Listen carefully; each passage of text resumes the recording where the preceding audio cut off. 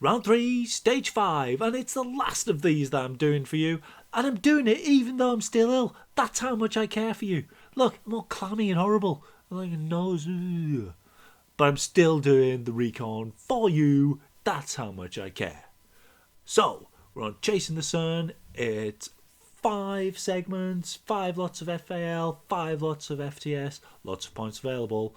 So try and choose something to go for. I'll give you the lowdown here on the Inside Line. I want it all. I want it all.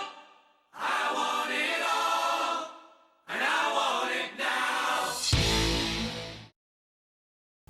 My bike recommendation is, okay, you can probably go for a Tron this time. Yeah, go on. Or if you're a sprinter and you just want to concentrate on the first 3 segments, then fair enough to go for an aero choice. So lots of things might work. No bike swaps under any circumstances. Well, a very specific set of circumstances. If you are racing in the 615 UTC B-Cat race and you're on the 4-star team, the one that's ahead of us in the league, then you should take mountain bike for the first sprint, swap to gravel bike for the second sprint, and then back onto aero for the climb. But otherwise, Tron, all-rounder, or possibly sprinty. There's set power-ups for this race. For the first segment, which is the alley sprint, you won't have a power-up, but you'll be given an aero, which you can then use on the next segment, which is the railway sprint. And there you'll get a feather, which you can use on the rooftop reverse climb, which is not a segment for this race. In fact, it's not a segment at all. Best to use the feather on there. And then you'll get given a truck you can then use on the country sprint, though the country sprint is quite short, so you can use it beforehand as well. Then you'll be given a steamroller, which you can use on the temple climb, at the top of which you'll get an aero. Then the final segment is the tower sprint. Now, if you're not going for the sprints, then it might well be worth saving that for the finish and therefore getting more points. If most of us aren't going to be in the top 10 for the sprints, so yeah, it might be worth saving that for the finish, where you're more likely to increase your point total. First segment is the alley sprint, and it starts after only 0.7 miles. It's a fairly long segment as well, 480 metres, and I imagine it's going to go pretty crazy in most races. We've got the footage from a Mr. Marcus Duval, who's in 8-Cat and is a bit of a sprinter and is getting a quality field, so he's going to get those FTF points, and he does pretty well. So a good thing to look out for are these orange and pink lights on the left hand side, and then there's kind of a little market thing on the left hand side, I assume it is, and then the segment starts just after that there. And as I say, it's 480 metres. You probably want to do a bit more of a push than you did to get into the meat of the pack earlier, and then work your way through, especially if you're going to FTS. You've got to really push all the way through, and he does particularly well and comes out with 8th place. The next segment is the railway sprint, and you'll have picked up an arrow from the previous segment. It's a long old section. It starts at 3.9k and it lasts for 640 metres. So let's have a look. And it comes after a little bump. It's this little bump at 3.7. It's about a 4% bump. If you're just going for FAL, you could go long there. And then the segment starts here, which is just after it's kind of in between it's in between the first and second building, and this is sort of greenery on the side, is a bush or similar. And there's the start of the segment. And yeah, long old sprint. You know, your 30-second to 1 minute power people will tend to do very well here. You'll have the aero, so maybe leave that till sort of halfway through the sprint when speeds are at the highest. About here, maybe.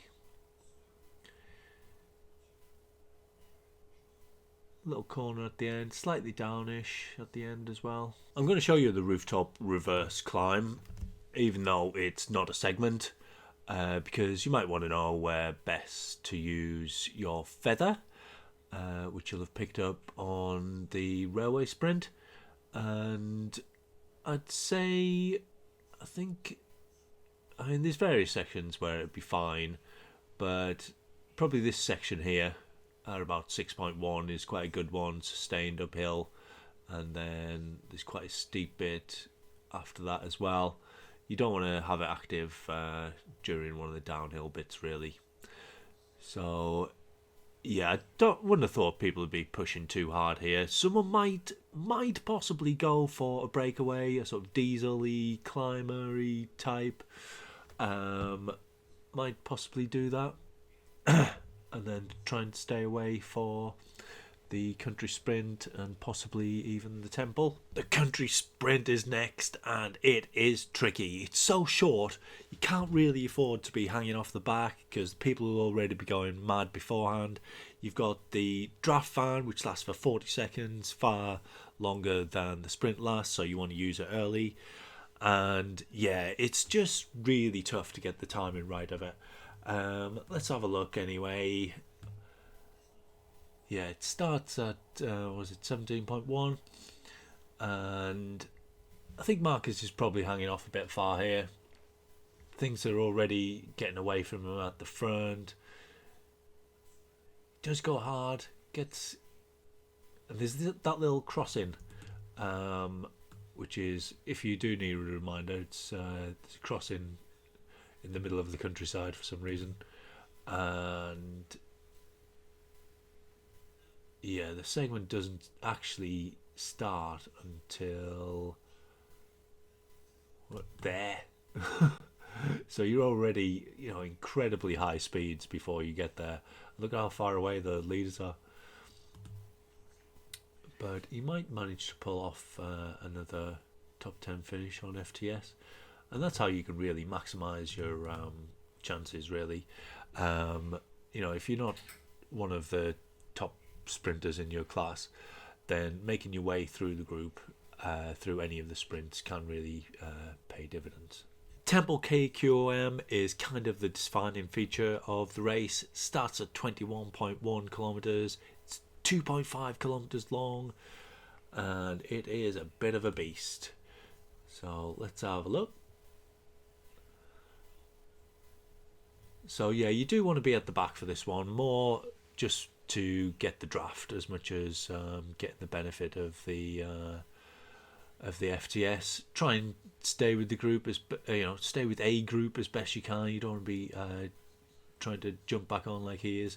It is very pitchy though, so do use the pitchier segments to catch back onto groups, or indeed make a break from a group.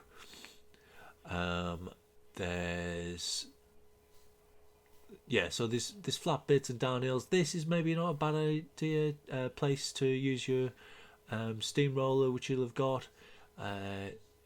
He kind of gives up at this bit. The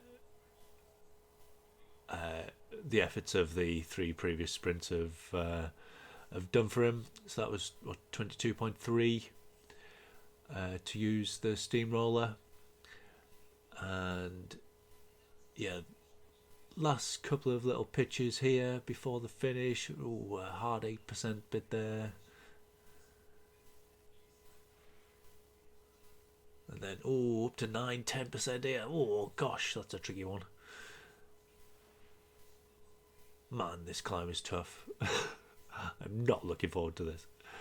Flattens off for the finish. Give it all you've got. Come on. Final sprint is the tower sprint, which comes at 32.3 kilometres. It's 320 metres long, so middling, shortish. And most of us indeed, won't be competing for the sprint points at this stage. They've all broken up on the tower, on the temple climb. You might want to keep your aero for the finish, which might offer you more points gain than the burrito would get you, or going for this sprint will get you. So yeah, if you are going for the sprint though, obviously you want to use your aero, unless you're going for the win, in which case it might be worth more to go for the win. Anyway, let's have a look. So you get this pink sided bus stop, and then the segment starts just after these red signaged shops on the left, slightly downhill into that, so it will gain a lot of speed. And Marcus goes all in for this, really gets a lot of speed early, and even though he comes off the power, I think he might have even done quite well on the FTS. Oh no, 15th. And this is the finish, and again it's got a downish bit in towards the finish, so speeds are high again, so the aero would be useful with speeds being so high. But if you've got the burrito, going long might be a good idea, but it does flatten off here, and then there's a slight uppish bit for the finish. So the very best of luck to you in this magnificent course, and I've even done this nice little slide showing you where all the segments are and how long they are and what power up you should use, and a little note. Oh, except I have included the rooftop reverse, which isn't really a segment, but you know, I just thought I'd add it in. Okay, well, bye, good luck, love you, bye.